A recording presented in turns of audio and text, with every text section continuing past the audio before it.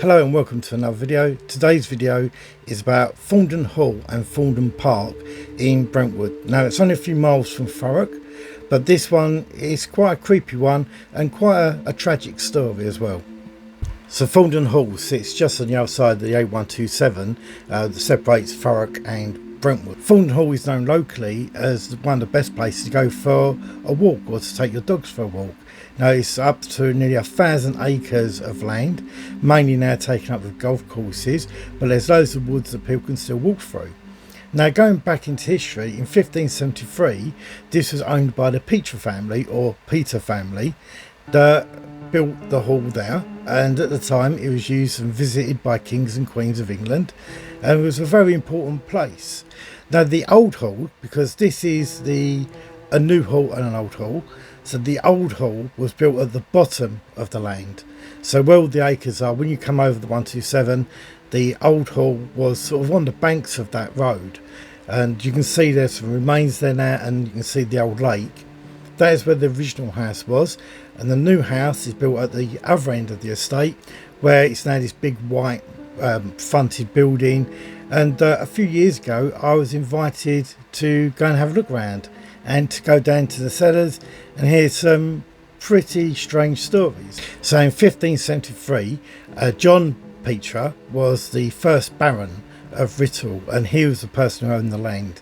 And then he went through his generations, passed on till 1773 when it was passed on to Robert Petre, who then carried on living at the estate. And then unfortunately up to 60 members of staff died of smallpox, and the rumours are that some were buried on the grounds and some were taken to local cemeteries. But he could not deal with living in that building, and the building became very disregarded and literally become almost like a tattered estate, and there's some fires there that made it worse. And eventually the decision was made that they can give up the home and relocate to the other end of the estate. This work was actually given to John Payne to commission the works, and the gardens, like before, were done by Capability Brown, so they're amazing gardens.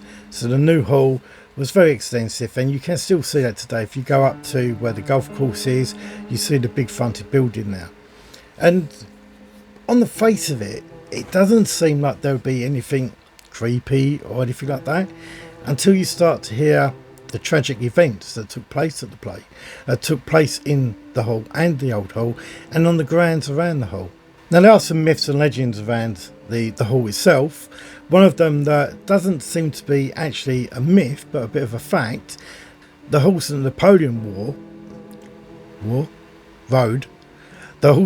Napoleon rode at the Battle of Waterloo, when he was captured, they brought the horse back to Thorndon Park.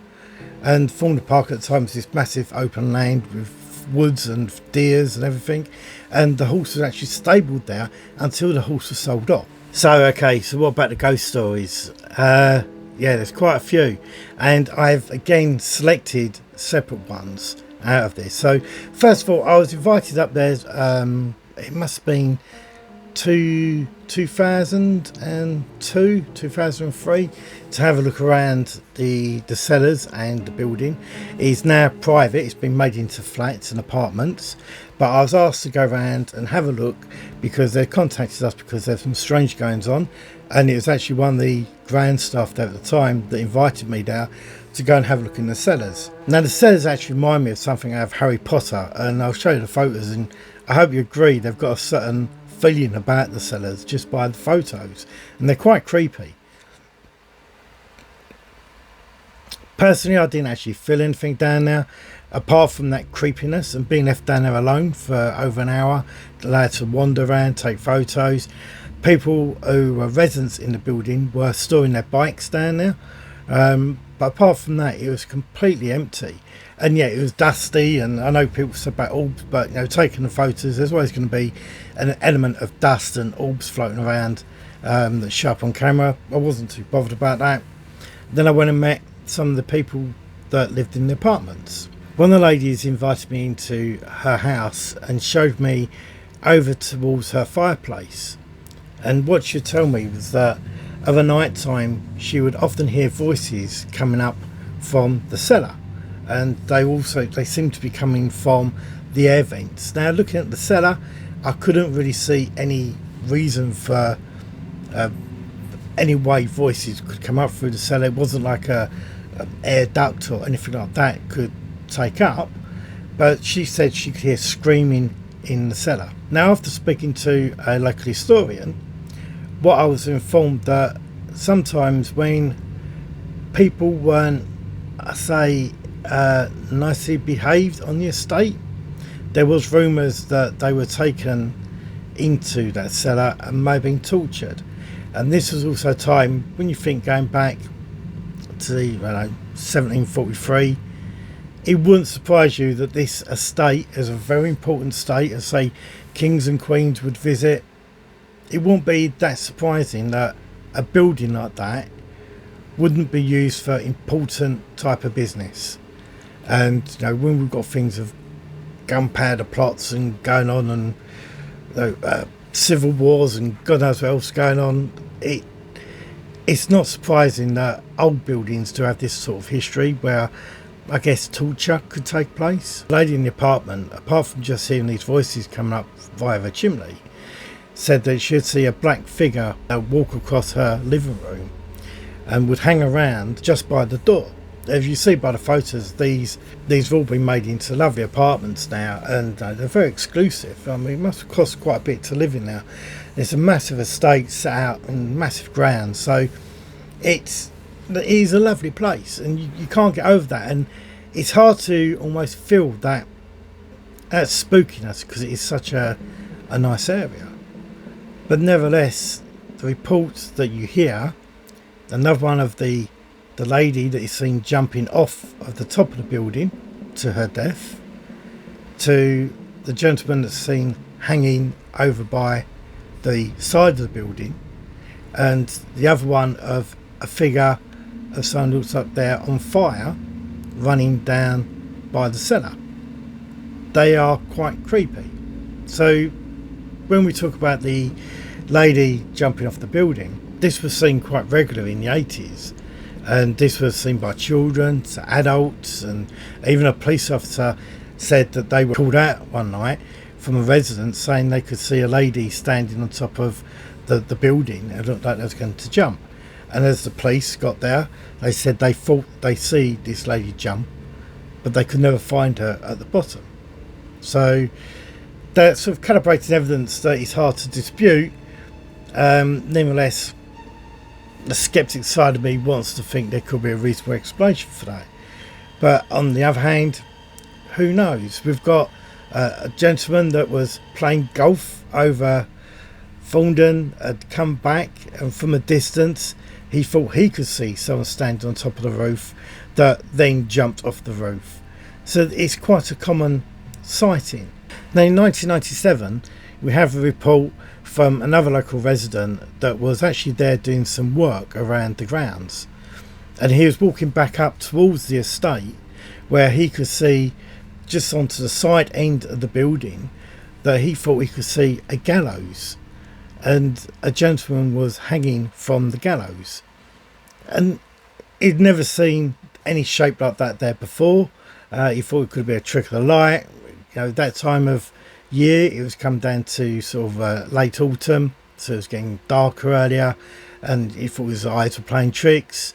But then he said he got closer and he could see this gentleman just swinging, but as he got closer it sort of just faded out. As I said, this Thorndon Park is a massive area, and it consists of a lot of trees and forests and woods, and down at the bottom end is where the old hall was.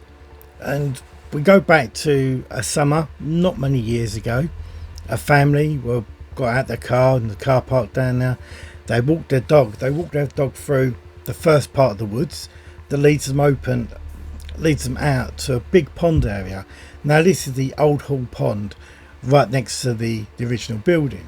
As I was walking around one side of the pond, they said they see two girls in white dresses dancing around the far end of the pond, and their dog took notice of them, looked up, and was sort of tugging to go towards these girls, and the girls looked at them, laughed, and ran off into the woods.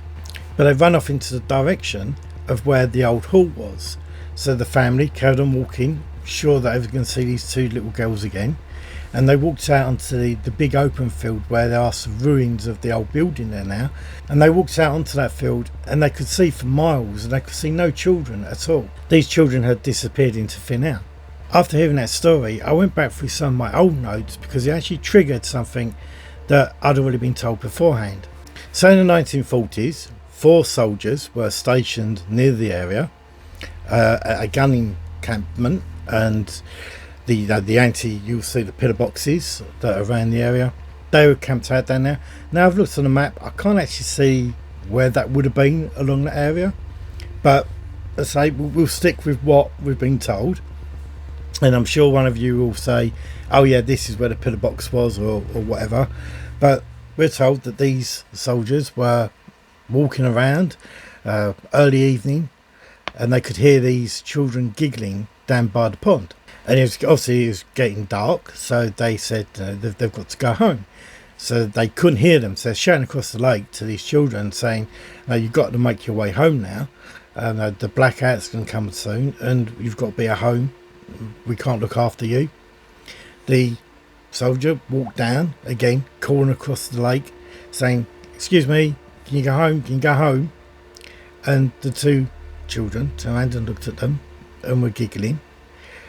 But this time the other soldiers were also walking around the other side of the lake, almost like a pincer movement to not head them off, but just to make sure they're okay. And the 2 girls headed again towards the site of the old building. The soldier wasn't having none of this and actually run after them, and he said that he was only about 10-11 foot behind them when all of a sudden the 2 girls just vanished in front of him. Not behind a tree or anything like that, he said they vanished in front of him. Now this is recorded in the Essex ghost book, Essex Ghost Stories. There's a few of these books about, and I can't remember what exactly one it is. I have got it somewhere. If I do find it, I'll post the name of the book in the description below. But also what we have in the same book is another description of almost an identical situation with a farmer, where the farmer is over there walking his dog, and again he hears these children playing around by the lake, and they disappear in front of him. Now, going back by what we know, that over 60 members of family and staff died of smallpox in that building. There's a good chance that these children could have been victims of that, and there's a chance that they could be buried nearby. There is an old church just between the 2 sets of land that used to be the family church. That's gone into ruin now, and there's another church just down the road from it. But that is where a lot of these people were buried. Is it that these spirits of these children still are out playing, recapturing their lost childhood, that have never wanted to pass on because there's so much life to live before they were killed by smallpox? Now, heading slightly north of the old Thorndon Hall, more up in towards the Thorndon Park, nature park, we have another story from the 1970s where a mum, dad and 4 children have gone for a picnic, and they're sitting in the woods, and quite happily they've laid out their big blanket and their picnic box, and they're all sitting there eating the food, and one of the children goes, can we invite those children over for something to eat as well, because they look hungry? And the mum, dad look round, they can't see nothing, but the 2 youngest children that of theirs turned around and said, yes mummy, can we have them over? And the mum, dad are thinking, well, we can't see anybody, are they playing tricks with us, we go along with it? And they said, of course you can, we'll call them over. And the 2 youngest children called over these other children that were apparently there, that no one could see, and they made space for them around where they were sitting, and the 2 children were talking to the other 2 children. And you know where I'm going with this, yeah? They're going to be not real, okay? Well, big shock. You're watching a paranormal video, and we're talking about children that weren't there. But I find the story quite interesting because the children have grown up, and the children relayed this, and the adults relayed the same story.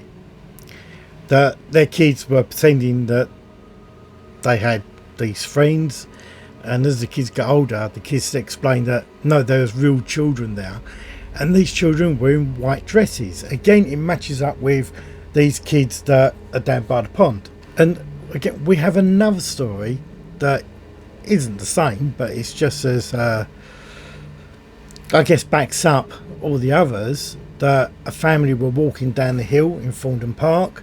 As they got towards the bottom of the dip, they could see a group of children playing in the bottom area. This time it was 2 girls and a boy, and they said they were wearing sort of like their Sunday best suit, and people still dress up to go to church. Even in the 70s and the 80s, people would still do that, and so they didn't think nothing really of it. But the road, or say the path, goes down and dips back up again, and as they got to the bottom, you'd expect to see the children halfway back up the pathway, but they weren't there. And again, it leads out onto a bend in the woods where you can see through the trees and see back up to where the car park was. And they couldn't see these children anywhere, no adults or anybody. And they met another dog walker, and they turned around and said, "What, have you seen these children?" And the dog walker jokingly said, "Oh, they're the ghost children." And I wouldn't like that if that was said to me. It'd give me the creeps, especially if I was like just a few of us walking through the woods. I do find that woods quite creepy. I will admit that, actually. Thinking about it, it does have a strange feeling. I don't know if it's because how tall the trees are or how dense they are there. I find it creepier than, say, One Tree Hill or Langdon Hills. Yeah, and I find it creepier than South Will Park. That has always got quite a nice feeling about it. Although I understand South Will Park is meant to be haunted as well, so maybe we'll cover that one day.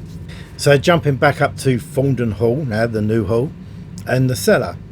One of the residents, who was actually keeping his bike down there at the time, told me the story that he had about his experience.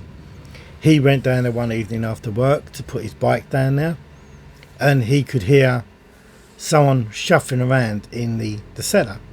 So he went through the first part, the second part, and you'll see by the videos it's all arches and all this, you can't really see around the bends. And you could hear someone walking around. So he's just walking around, and it's dark down there, they've got the lights on but they're not great, and he's saying hello, hello, he can't hear no one. Then it sounds as if the footsteps come around the back of him, and he swung round and there was no one there. And then he said they sounded like the footsteps were right in front of him, really where you'd expect to see someone standing, and he looked and there's no one there at all. And then he could hear the footsteps going towards the door that he could actually see, and the door slam left him stuck in the cellar. He didn't really tell me how he reacted to that. I think we can guess how he reacted to that. But this wouldn't be the first time this happens to the gentleman.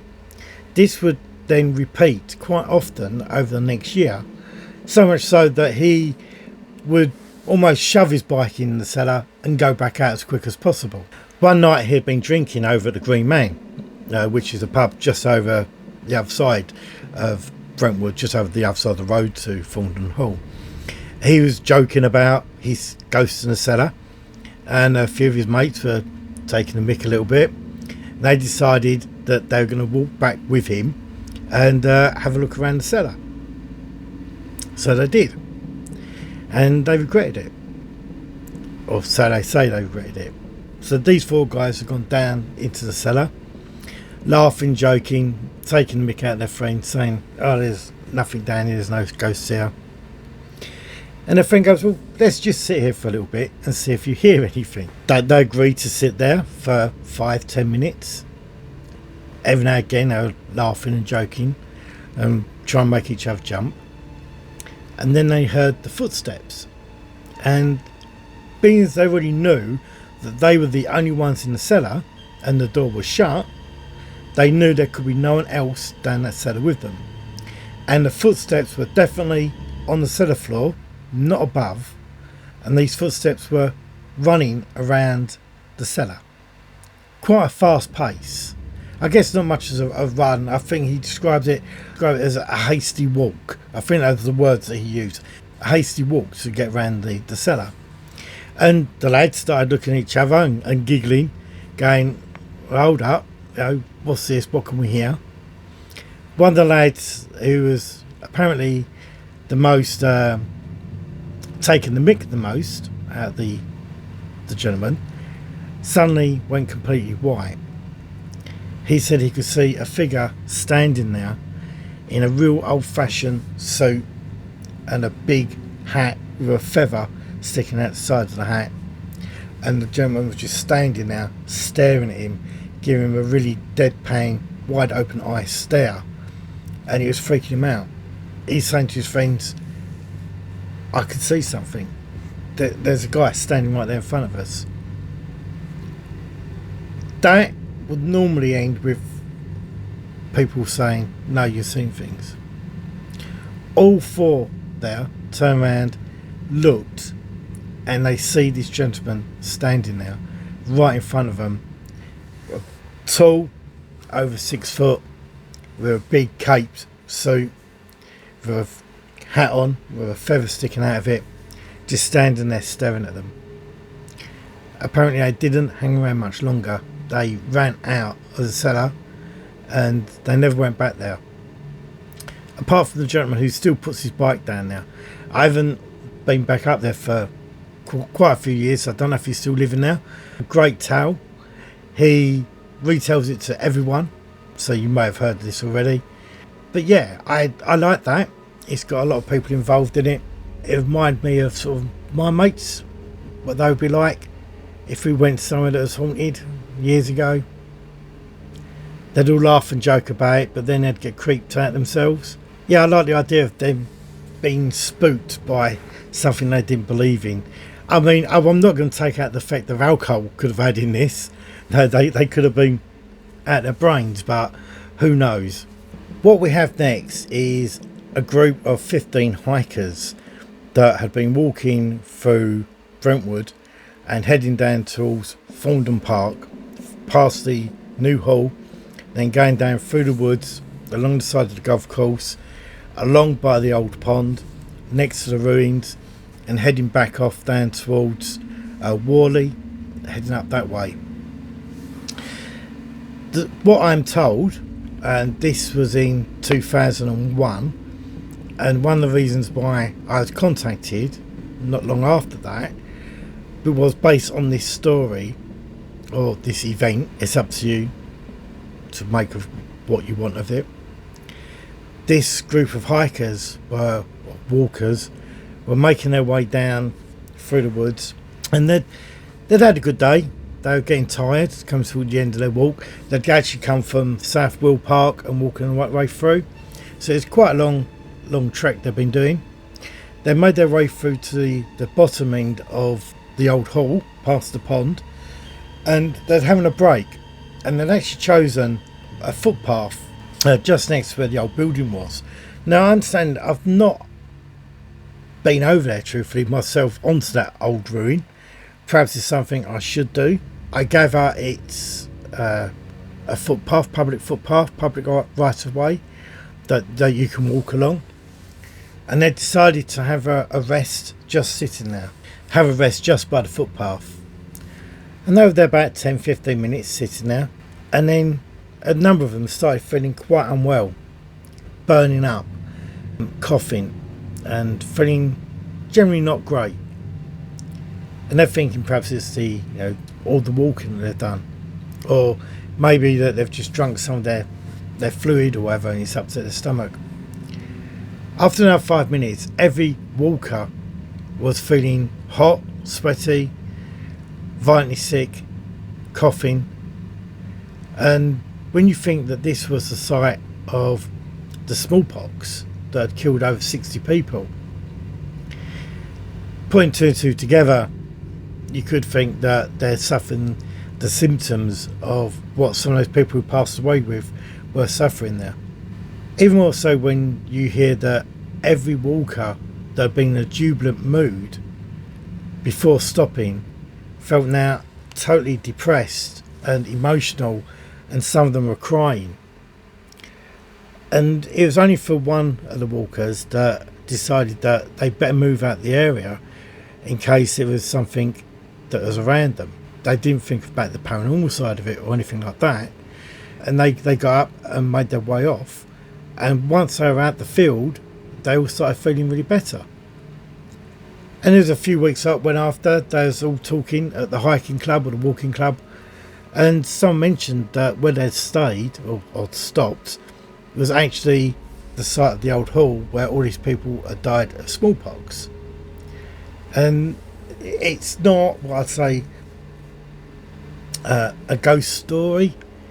It's an event where you can't quite explain why everyone felt ill at the same time in the same location, then felt better as soon as they moved off.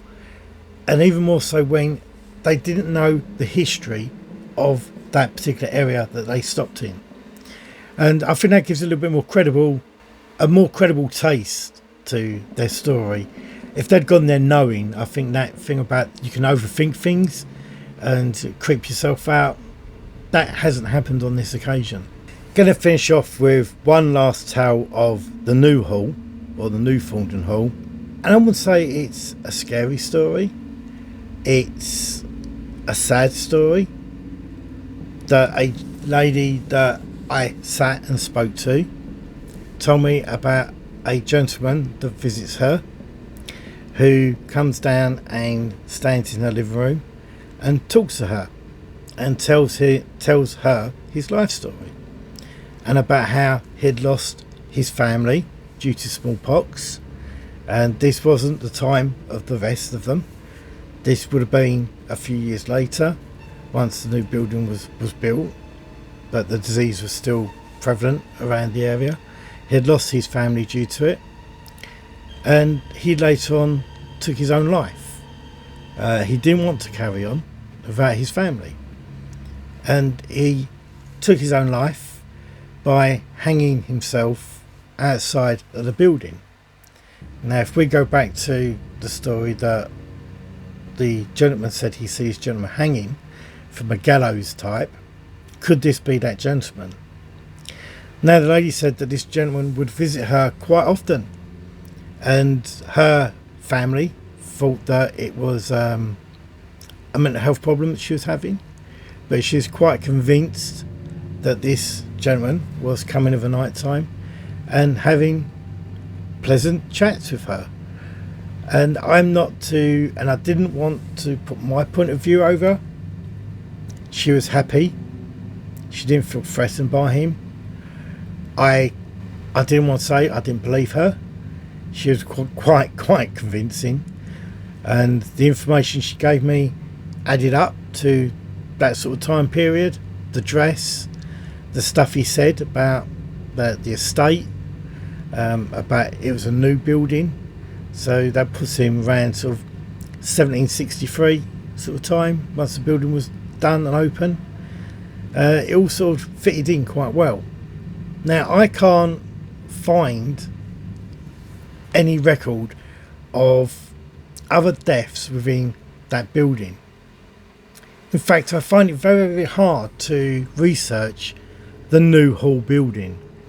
I know it passed on over decades and hundreds of years into different families, but it now is owned by the golf course, and I say it's private apartments, and I keep saying it, it's a lovely place. It's very well kept. The cellars are crazy.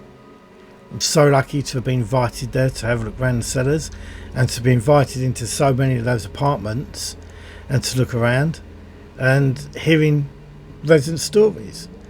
And one of the keepers there, the housekeepers, they tell you a story of they see a maid, the ghost of a maid that goes through walls, and so it just seems very, it just seems there's a lot of stories there, and it probably wants a historian to go there and gather as much information as they can about it, and a proper ghost inventory of it, because you see, if you go somewhere like Muncaster Castle, it's got so many ghosts, it's got so many historical figures that are going through there, so it's all listed. It's a shame we don't do with some of our local buildings as well. So that's it for this video. Sorry it may have been a bit rambly at times. It's because it was quite hard to research and get the accurate stuff. I hope I'm going to put a lot of maps in here and photographs that are going to help you guide your way through the video. And if you enjoyed it, give me a thumbs up, and please subscribe, and please share the video around. And we're gradually building up a little fan base, and I want to say thank you to everyone who invited me down to the King's Arms in Alsett to give a talk on the whole of the area. It was great meeting you all. I will not wear all black next time we do a walk, so you can actually see me when we're walking down the lanes. But again, thank you so much for that, and I'll see you all in the next video. Bye.